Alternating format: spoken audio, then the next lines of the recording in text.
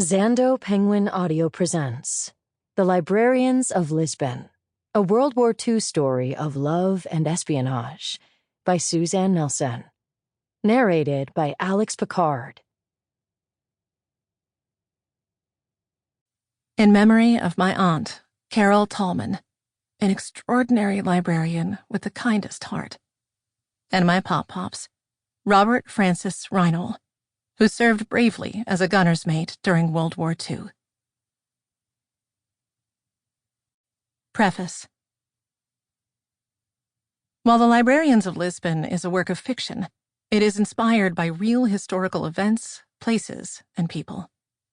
For the duration of World War II, Portugal was one of the few European countries that remained neutral, but the nation played a pivotal, and at times controversial, part in the war.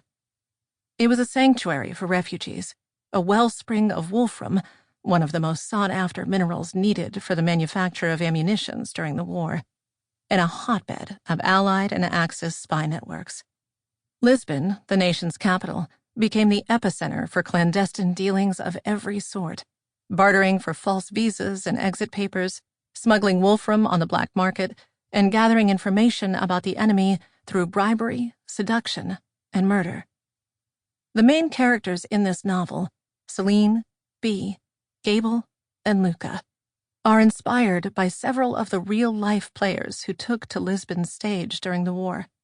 These women and men were heroic figures who gathered vital information for the Allies to turn the tide of the war, and who risked their own lives to save countless others. Prologue. September 1993.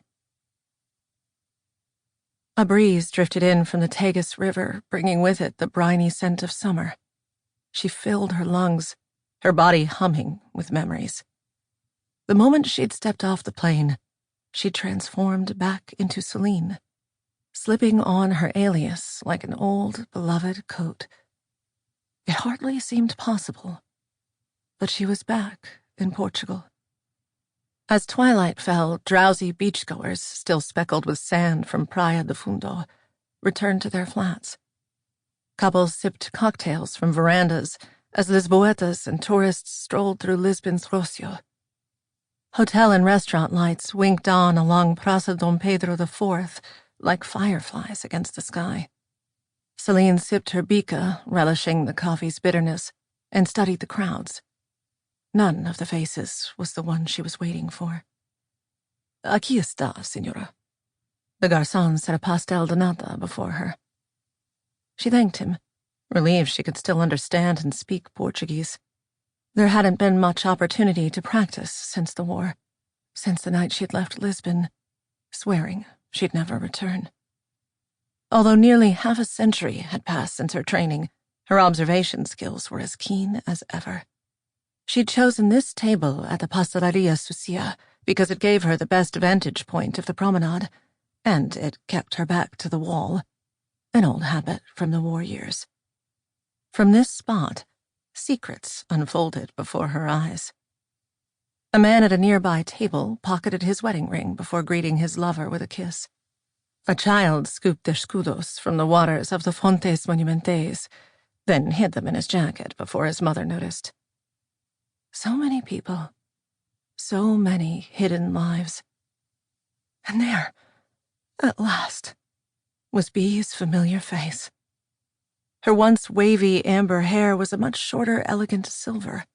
Her petite frame looked frailer, but her hazel eyes still held the same sharp intelligence. The two of them locked gazes, and the countless years and miles vanished. "Bee!" She embraced her dearest friend, her tears spilling into joyous laughter. "Hello, Celine." Bee wiped her own eyes. She held Bee at arm's length, taking in her crinkled eyes, the freckling of sunspots. Celine didn't feel particularly old, but seeing the years etched on Bee's face made her own age impossible to deny. "I can't believe it. Here in Lisbon again after 50 years, and we're back to those names." Bee smiled at the absurdity of falling into their old disguises. Celine motioned to the garçon for a second bica for B. Old habits die hard and all that. B placed her hand over Celine's. You're as beautiful as ever. Celine laughed. You always were a terrible liar. But there was a time. As a younger woman, Celine commanded entire rooms with her figure and charm, a bright flame to which every moth was drawn. But loss had quieted her nature. She felt B's eyes on her and wondered if she saw the wounds she carried, the scars of a heart broken long ago. For decades, I had no idea if you were safe, or even alive. I could never reach you. I'm sorry. Regret deepened the lines on B's face. Celine nodded. She'd longed for her friend during those first few years after her return to Boston. She'd been so lonely, hurting, burdened by secrets she couldn't share. There were nights when she'd picked up the phone and asked the operator to dial B's Charleston exchange, only to remember seconds later that B wasn't there to answer. There were letters written but undelivered because she had no address to mail them to. Sometimes she'd sit for hours in a quiet corner of the Boston Public Library, remembering their days working together in the stacks. Occasionally a postcard would arrive from Japan or Russia or Cuba, unsigned, but in B's unmistakable handwriting. A coded message Celine would have to decipher in order to know her friend was safe. But never a glimpse in all this time of the life B had been living. It's all right, really, she said. But I missed you terribly. I couldn't tell you where we were.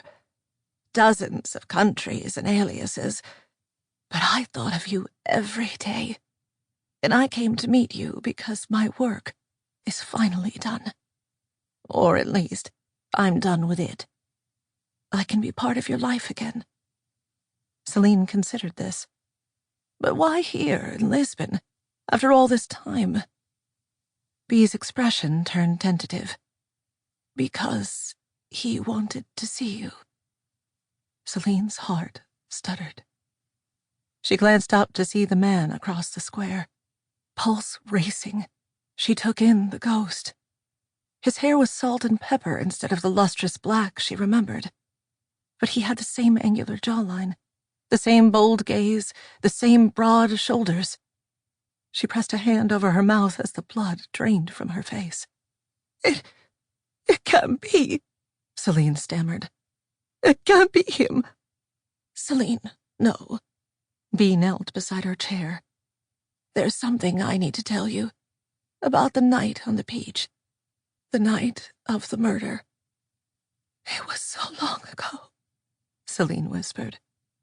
But it changed everything.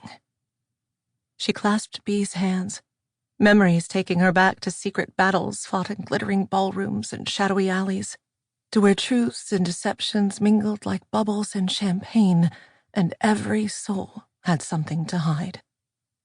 A jewel in a world of bloody darkness. Lisbon, 1943. 1. October 1943.